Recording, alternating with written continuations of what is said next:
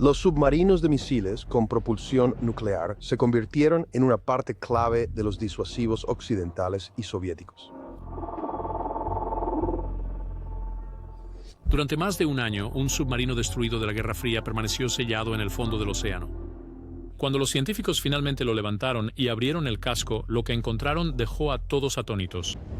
Además, las pruebas reales se llevan a cabo y durante las pruebas ocurrieron muchos problemas. El daño de la explosión era esperado. Lo que nadie esperaba eran las señales de que un pequeño grupo de marineros había sobrevivido mucho tiempo después de las explosiones. Lo suficiente como para dejar un mensaje que el mundo nunca debió ver. El asesino de portaaviones de la Guerra Fría que nunca debió hundirse. Kursk no era solo un submarino, fue construido como un destructor de portaaviones, un tipo de barco que la Unión Soviética diseñó para atacar grupos de portaaviones de Estados Unidos durante la Guerra Fría. Pertenecía a la clase Oscar II, una línea de enormes submarinos de misiles de crucero con propulsión nuclear. Cada uno medía aproximadamente 510 pies de largo y cerca de 60 pies de ancho, con un peso sumergido de aproximadamente 19.000 toneladas, alrededor del doble de un gran destructor. En su interior, 2 reactores nucleares de agua presurizada impulsaban turbinas de vapor y hélices gemelas, proporcionando al barco alta velocidad bajo el agua y la capacidad de permanecer sumergido hasta unos 120 días a la vez.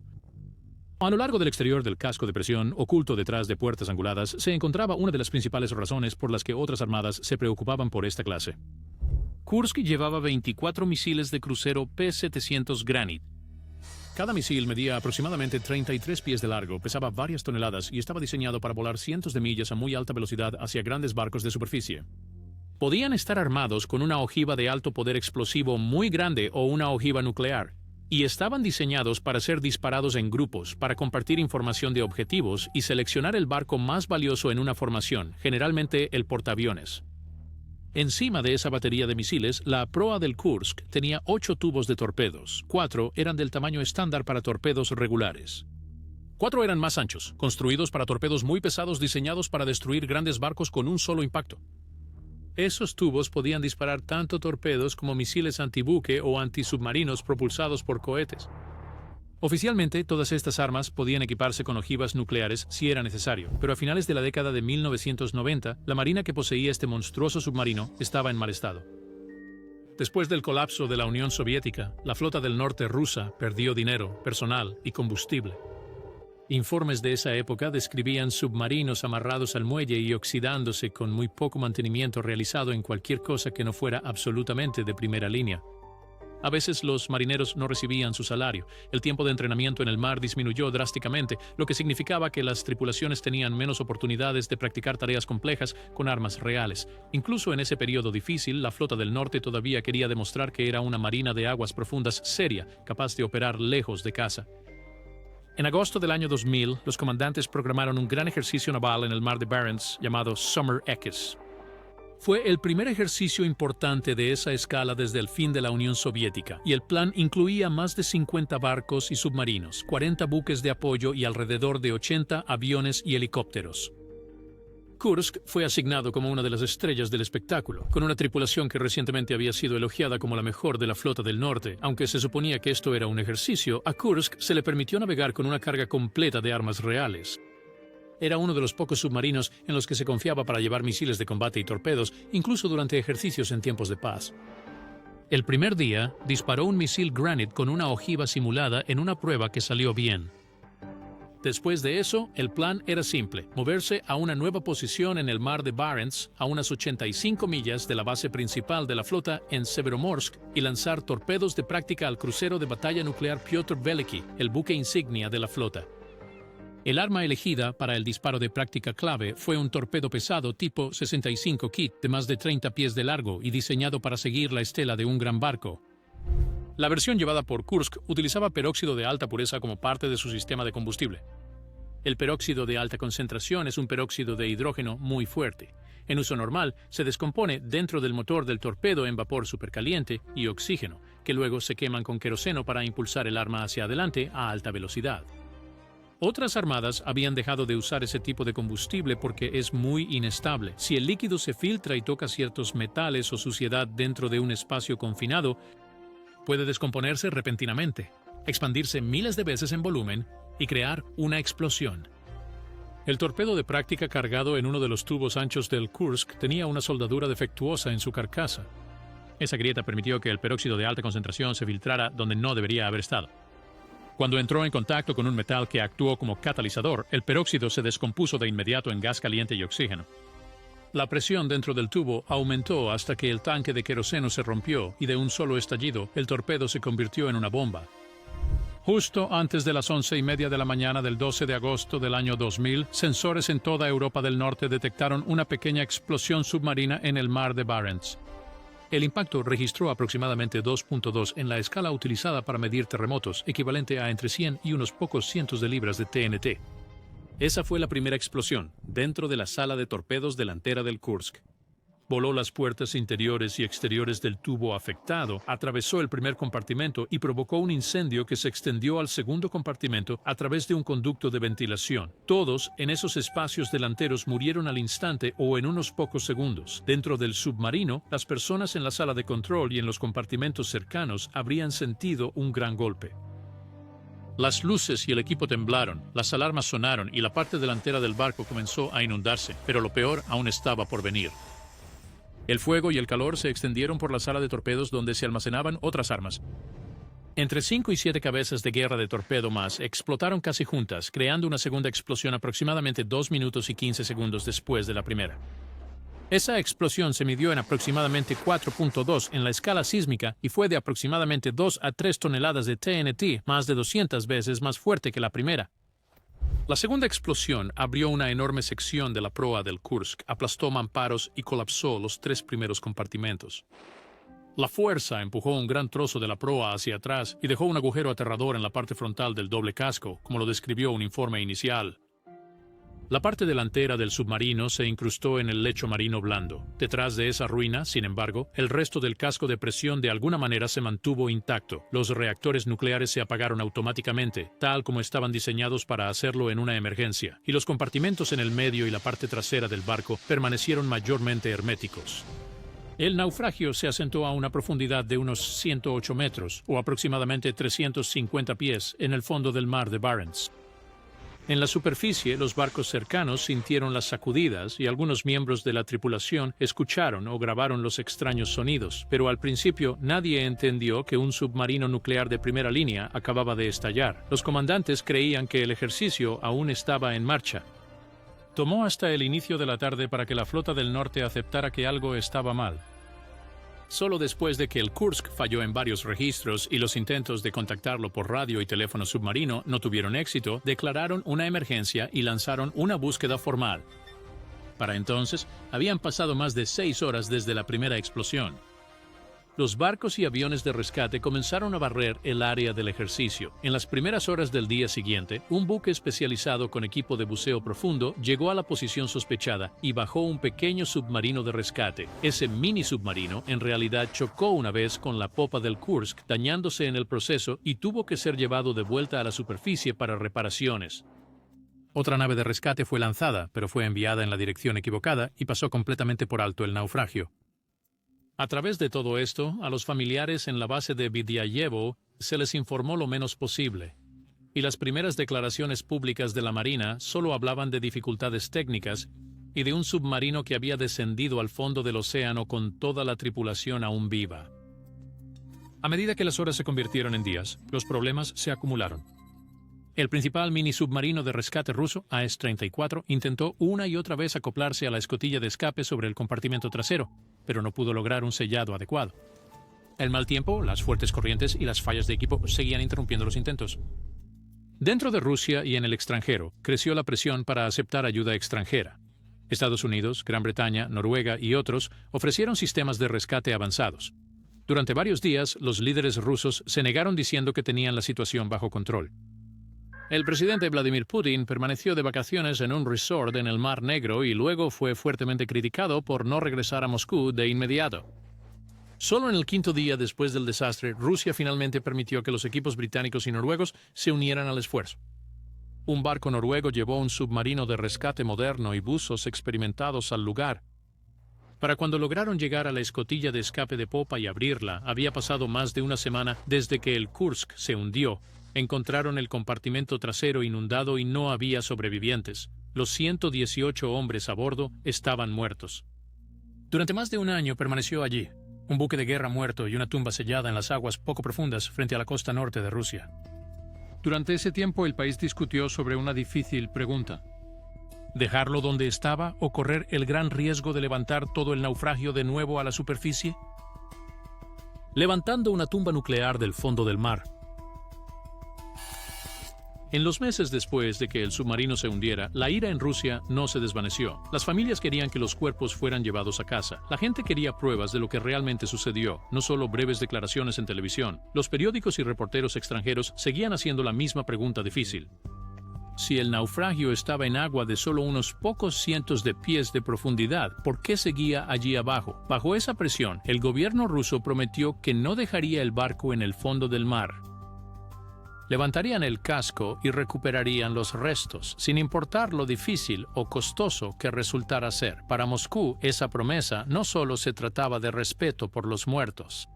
También se trataba de la reputación del Estado. La Marina ya había sido culpada por el lento y fallido rescate. Ahora el Kremlin necesitaba demostrar que podía tomar el control de la situación, hacer algo audaz y terminar el trabajo. Había un problema. Rusia no tenía el equipo ni el dinero para hacerlo sola.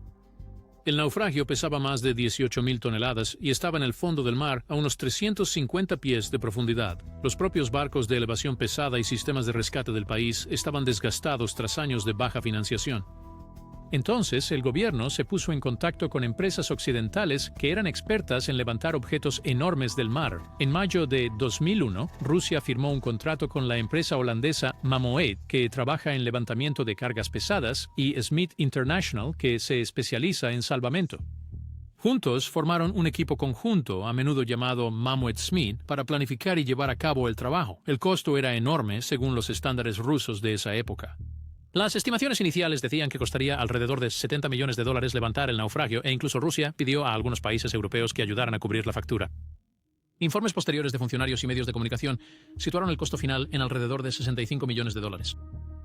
De cualquier manera, se convirtió en uno de los trabajos de salvamento más caros de la historia, realizado con un plazo ajustado en las duras aguas del norte y con todo el mundo observando. Desde el principio, los ingenieros sabían que este no era un naufragio normal. El casco todavía contenía 2 reactores nucleares, un conjunto completo de misiles de crucero y varios torpedos que no se habían encontrado en el lecho marino. Las primeras declaraciones oficiales seguían cambiando. Al principio insistieron en que no quedaban armas sin detonar dentro del submarino. Más tarde admitieron que algunos torpedos podrían seguir allí. Esa incertidumbre era peligrosa porque cualquier choque serio o error durante el levantamiento podría provocar otra explosión o dañar el área del reactor. Grupos como la Organización Ambiental Bellona advirtieron que si algo salía mal, el mar de Barents podría contaminarse con combustible derramado o cabezas nucleares. Para entender mejor su desafío, imagina un tubo de acero más largo que un campo de fútbol, que pesa mucho más que una gran torre de oficinas, descansando sobre un lecho marino blando a cientos de pies de profundidad. No puedes simplemente echarle unas cadenas y tirar. La capa exterior no es lo suficientemente fuerte para soportar ese tipo de fuerza. Si enganchas de manera incorrecta, el casco puede rasgarse, torcerse o incluso romperse por la mitad. En este caso, eso significaría 2 reactores nucleares dañados, misiles y torpedos sueltos y restos humanos esparcidos en el fondo. Mammoet y Smith necesitaban un plan que tratara al submarino como un paquete sólido que pudieran levantar de manera controlada. Había otro problema grave en la parte delantera del naufragio. La explosión había destruido completamente la sala de torpedos y el casco de presión interno en la proa. Los investigadores creían que varias ojivas y partes de los torpedos aún estaban enterradas en el metal retorcido. Si intentaban levantar el barco con esa sección adjunta, la proa destrozada podría desprenderse a mitad de camino, lo que desequilibraría la carga y correría el riesgo de romper el resto del casco. También podría detonar cualquier explosivo inestable que aún esté atrapado dentro de los restos. Así que el equipo tomó una decisión difícil. La proa se dejaría en el fondo. Solo se levantaría la sección de popa, que contenía los reactores, la mayoría de los misiles y los compartimentos de la tripulación. Para cortar la proa, los buzos no podían simplemente cortar con herramientas manuales. Necesitaban hacer un corte recto a través del acero grueso que ya estaba doblado y rasgado, mientras el naufragio podría moverse ligeramente debajo de ellos. La solución fue instalar 2 anclas de succión gigantes en el lecho marino, una a cada lado del casco. Un ancla de succión es un gran cilindro de acero hueco que se presiona en el fondo del mar y luego se sella. La presión del agua ayuda a mantenerlo en su lugar, un poco como una taza que se adhiere a una superficie lisa. Entre estos anclajes colocaron una sierra de cable abrasivo especial. Era un grueso cable de acero equipado con manguitos de metal duro recubiertos de arena. Los cabrestantes en las anclas tiraban del cable de un lado a otro como una sierra de hilo, cortando lentamente la sección dañada de la proa. El trabajo se realizó en aguas oscuras y frías, con buzos y herramientas remotas, moviéndose a solo unos pocos pies de un naufragio lleno de explosivos y material nuclear. Mientras los equipos de corte se ocupaban de la proa, los ingenieros en tierra y en los barcos de apoyo se centraron en el siguiente paso: convertir el resto del casco en algo que pudieran realmente agarrar y levantar. Eligieron una enorme barcaza semisumergible llamada Giant 4 como la plataforma principal. Una barcaza semisumergible es una plataforma plana y pesada que puede bajarse profundamente en el agua al inundar sus tanques y luego elevarse nuevamente al bombear el agua hacia afuera. Mammoet adaptó el Giant 4 para que el submarino colgara debajo de su centro en lugar de estar encima. En la cubierta montaron 26 dispositivos de elevación pesada llamados Strand Jacks. Un Strand Jack es básicamente un potente cabrestante que tira de un conjunto de cables de acero hacia arriba unos pocos centímetros a la vez usando presión de aceite, bloqueando los cables en su lugar después de cada paso. Cada gato de cables en el Giant 4 estaba calificado para levantar alrededor de 900 toneladas, y todos eran controlados juntos por computadora. Para conectar esos gatos al naufragio, los buzos tuvieron que perforar y cortar un patrón de agujeros en el casco del submarino. El barco tenía 2 capas de acero, una carcasa exterior y un casco de presión interior más fuerte que realmente mantenía el agua fuera cuando el barco estaba en profundidad. Los trabajadores utilizaron chorros de agua a alta presión y otras herramientas para hacer 26 aberturas a través de ambas capas en puntos elegidos a lo largo del naufragio. Alrededor de cada agujero fijaron un anillo guía. Más tarde, bajaron dispositivos especiales de acero llamados grippers a través de esos anillos. Cada gripper funcionaba un poco como un perno de palanca en una pared. Se deslizó a través del agujero en una forma estrecha. Luego se abrió y se bloqueó en el interior del casco de presión. Los cables de elevación de los gatos de hilo se conectaron a estos sujetadores, de modo que el peso iría directamente a la parte más fuerte de la estructura, no a la delgada capa exterior. Los buzos que realizaron este trabajo no subieron y bajaron de manera normal. Vivían en cámaras de presión especiales en un barco de apoyo llamado DSN de Mayo. Este sistema, conocido como buceo de saturación, permite a los buzos permanecer bajo presión durante semanas. Pasaban alrededor de 6 horas a la vez en el lecho marino, luego regresaban a la cámara sin tener que volver completamente a la presión de la superficie. A finales del verano de 2001, el Gigante 4 y los barcos de apoyo estaban en posición sobre el sitio del naufragio. La sección de proa había sido separada. Las aberturas en el casco fueron perforadas. Los agarradores y cables estaban en su lugar. La barcaza se mantenía estable mediante un sistema de amarre de 8 puntos, lo que significa 8 anclas pesadas y cabrestantes tirando desde diferentes direcciones para mantenerla fija sobre el submarino. Todo lo que quedaba era el levantamiento en sí. A principios de octubre, aproximadamente 14 meses después del accidente, el equipo comenzó a tensar los cables. Lentamente, durante muchas horas, los 26 gatos de cable levantaron el naufragio del fondo del mar. Romper el agarre del lodo y la arcilla añadió miles de toneladas de fuerza extra. Los ingenieros observaron cada medidor y sensor, listos para detenerse si algo parecía mal. Los monitores de radiación se revisaron con frecuencia y los informes dicen que las lecturas se mantuvieron en niveles normales de fondo, mostrando que la sección del reactor no había sido dañada. Después de aproximadamente 15 horas de elevación, la parte principal del submarino estaba colgando bajo el Giant 4. La barcaza luego comenzó un lento viaje hacia el sur, hacia la costa rusa, con barcos de apoyo escoltándola. En un astillero naval en Rosliakovo, cerca de Murmansk, los trabajadores habían preparado uno de los diques secos flotantes más grandes del mundo, conocido como PD-50, para recibir la extraña carga. El plan estaba muy controlado.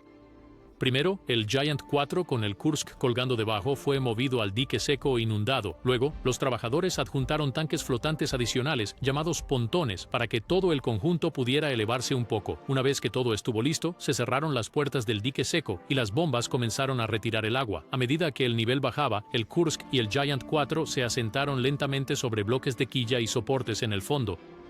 Solo cuando el naufragio estaba descansando de manera segura sobre esos soportes, las tripulaciones comenzaron a soltar los cables de elevación y a retirar las pinzas del casco. Ahora el submarino ya no era una sombra en una pantalla de sonar. Estaba al aire libre dentro de una enorme caja de concreto bajo luces brillantes, con su proa dañada ausente y su pintura negra marcada por la elevación. Médicos militares e investigadores establecieron un laboratorio forense temporal en un hospital naval cercano en Severomorsk. Ese laboratorio más tarde manejaría lo que se sacara del interior del casco, desde equipos hasta restos humanos. Pero incluso ahora, con el barco en dique seco y el agua drenada, casi todos los compartimentos internos seguían sellados. Nadie había pasado por esas escotillas desde el día en que murió la tripulación. El siguiente paso ya no sería sobre grúas o cables, sería sobre abrir puertas que habían estado cerradas en el fondo del mar y finalmente ver lo que quedaba dentro. Los impactantes secretos encontrados dentro del Kursk. Los equipos comenzaron con las secciones frontales, los lugares que habían recibido toda la fuerza de las explosiones. Abrieron nuevos agujeros en el casco y avanzaron a través de los mamparos, que son las gruesas paredes que dividen un submarino en habitaciones separadas. En los antiguos espacios de mando, los paneles de metal estaban arrancados como la tapa de una lata. En algunas partes de la sala de torpedos y los compartimentos vecinos apenas quedaban superficies planas. Los marcos de acero estaban doblados en bucles, las tuberías estaban rotas y los armarios estaban aplastados contra las paredes. Los médicos dijeron más tarde que algunos de los tripulantes en estas áreas frontales murieron bajo fuerzas más de 50 veces la gravedad normal. Ese tipo de sobrepresión mata en una fracción diminuta de segundo. En 3 casos, la explosión fue tan fuerte que casi no quedó nada para identificar. El daño en la parte delantera del barco les dijo a los investigadores algo muy simple y muy duro. Todos en esos primeros compartimentos murieron de inmediato. Pero más atrás, la historia era diferente. Los gruesos mamparos y un escudo especial frente al compartimento del reactor habían resistido. Las puertas se habían cerrado. En la parte trasera del submarino, algunas habitaciones permanecieron secas, al menos al principio. Cuando el casco fue abierto en el dique seco, esos compartimentos traseros todavía estaban llenos de aire, hollín y restos. Ahí fue donde se desarrollaron las últimas horas de la tripulación, especialmente en una sección en la parte trasera conocida como el compartimento 9. Un compartimento en un submarino es básicamente una gran sala o grupo de salas selladas de la siguiente por puertas pesadas. El compartimento 9 era la sala de turbinas cerca de la popa, la parte trasera del barco, y tenía una escotilla de escape en el techo. Cuando los buzos rusos y noruegos llegaron por primera vez a esta sección mientras el naufragio aún estaba en el fondo del mar, se abrieron paso a través del agua negra y el limo y encontraron cuerpos y algunos documentos. Pero fue solo después de que el casco fue llevado al dique seco y drenado que los investigadores pudieron realmente ver lo que había sucedido en ese espacio. Los informes desde dentro del compartimento 9 describen un lugar que había estado bajo un terrible estrés. Las paredes y el techo estaban oscuros con hollín. El cableado y el aislamiento estaban quemados. Había marcas en el metal que mostraban donde un incendio había lamido la parte superior de la habitación. Más abajo en los mamparos había líneas claras que mostraban hasta dónde había subido el agua en un momento, aproximadamente hasta la cintura de una persona. Eso significaba que los hombres en esa sala habían estado de pie en agua fría y aceitosa, respirando aire lleno de humo y polvo, mientras intentaban sobrevivir. 24 hombres habían sido asignados a los compartimentos traseros, del 6 al 9. Después de las explosiones, 23 de ellos llegaron al compartimento 9. Se reunieron allí porque era el único lugar que quedaba con una escotilla de escape y al menos algo de energía. Más tarde, cuando los investigadores examinaron los restos y los cuerpos, descubrieron que las luces de emergencia en ese compartimento se habían encendido y permanecieron encendidas por un tiempo. Por eso, uno de los oficiales, el capitán teniente Dmitry Kolesnikov, pudo sentarse con un lápiz y un trozo de papel y escribir una nota que cambiaría todo lo que la gente pensaba que sabía sobre este desastre. Su cuerpo fue encontrado con la nota doblada en un bolsillo. La escritura era apretada, pero lo suficientemente clara para leer. En un lado, Kolesnikov escribió un mensaje corto para su esposa. En el otro lado escribió lo que estaba sucediendo en el compartimento. Enumeró los nombres de 23 hombres que habían sobrevivido a las explosiones y que ahora estaban en la parte trasera del submarino con él. También escribió la hora. La primera nota estaba marcada como la 1:15 de la tarde, que fue aproximadamente 1 hora y 45 minutos después de la segunda explosión más grande. El hecho de que su mano estuviera firme y las letras fueran ordenadas mostraba que todavía tenían luz y al menos un poco de tiempo para pensar. También había una segunda nota escrita más tarde por Kolesnikov u otro oficial que era mucho más difícil de leer.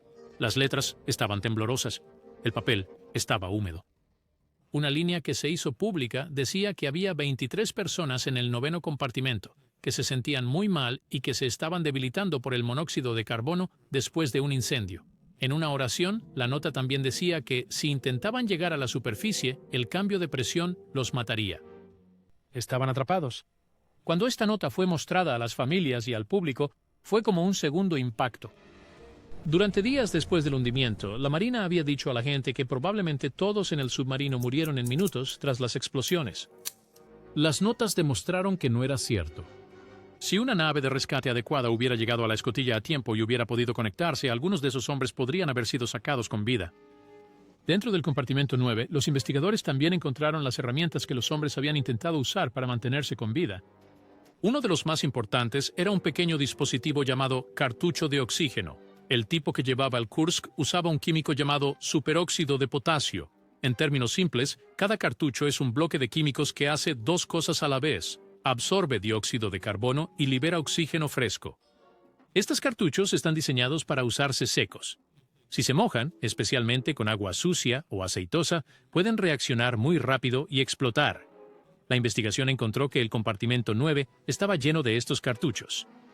Muchos se habían usado normalmente, otros aún estaban sin usar. El informe oficial y resúmenes posteriores dicen que en algún momento, mientras los hombres intentaban cambiar o mover un cartucho en la cubierta, uno de ellos lo dejó caer en la mezcla de agua de mar y aceite que se había acumulado en el suelo. Los productos químicos reaccionaron con el agua. Hubo una explosión química repentina y un incendio instantáneo. La explosión y las llamas quemaron la ropa y la piel. Los doctores que examinaron los cuerpos dijeron más tarde que 3 marineros de ese compartimento presentaban quemaduras térmicas y químicas severas. En el caso de Kolesnikov, el ácido de la reacción quemó su área del estómago tan gravemente que expuso órganos internos. La piel y el tejido de partes de su cabeza y cuello fueron arrancados. Marcas de fuego en los mamparos e informes de la investigación mostraron que algunos de los hombres intentaron un último movimiento cuando el cartucho explotó. Se sumergieron bajo el agua para escapar del destello y el calor por unos segundos. No los salvó. La explosión del cartucho consumió el poco oxígeno que quedaba en el compartimento y llenó el aire con más gas tóxico. Aquellos que habían sobrevivido a las quemaduras se asfixiaron rápidamente. Cuando los buzos finalmente abrieron la escotilla desde afuera muchos días después, encontraron solo un pequeño bolsillo de aire cerca del techo con niveles de oxígeno alrededor del 7%. El aire normal tiene alrededor del 21% de oxígeno. Los humanos no pueden vivir mucho tiempo en aire tan delgado. Por todo el casco, los equipos recogieron cuerpos y fragmentos con tanto cuidado como pudieron. Al principio, trabajaron día y noche llevando camillas fuera del naufragio y hacia las furgonetas que esperaban. Historias de esa época hablan de relojes encontrados en muñecas hinchadas, detenidos a la hora de las explosiones o más tarde en el día, anillos de boda quitados y guardados en bolsas, pequeñas fotografías dobladas en los bolsillos, papeles del barco y páginas del diario sacadas de cajones o flotando en rincones. Algunos cuerpos estaban todavía cerca de sus puestos de trabajo, otros claramente se habían movido tratando de llegar a lugares más seguros después de las explosiones. Desde el muelle, los restos y objetos personales fueron al laboratorio forense temporal cerca de la base de la Flota del Norte en Severomorsk. Allí, médicos militares e investigadores trabajaron para devolverles los nombres a los muertos. Utilizaron registros dentales, archivos médicos, cicatrices, tatuajes y descripciones familiares para identificar cuerpos y fragmentos con marineros específicos. En total, se recuperaron alrededor de 94 cuerpos del naufragio y luego fueron identificados. Algunos fragmentos adicionales de cuerpos de las inmersiones originales en el lecho marino también fueron catalogados. Unos pocos hombres nunca pudieron ser identificados completamente, debido al daño de las explosiones y al largo tiempo bajo el agua. Pero los funcionarios dijeron que todos los cuerpos que pudieron recuperar habían sido sacados. A partir de finales de 2001 y continuando en 2002, los ataúdes comenzaron a salir de Murmansk y Severomorsk hacia pueblos y ciudades de toda Rusia. Informes de noticias de la época describieron pequeñas ceremonias en aeródromos cubiertos de nieve, largas filas de ataúdes cubiertos con banderas, guardias de honor disparando rifles y familias reunidas en el frío. Cualquiera que fuera la opinión de la gente sobre los errores de la Marina, los hombres del submarino fueron enterrados con todos los honores militares. Para muchos familiares, este momento, más que cualquier discurso, fue el verdadero final de la búsqueda. Gracias por ver. Ahora mira los videos que aparecen en pantalla para más historias increíbles.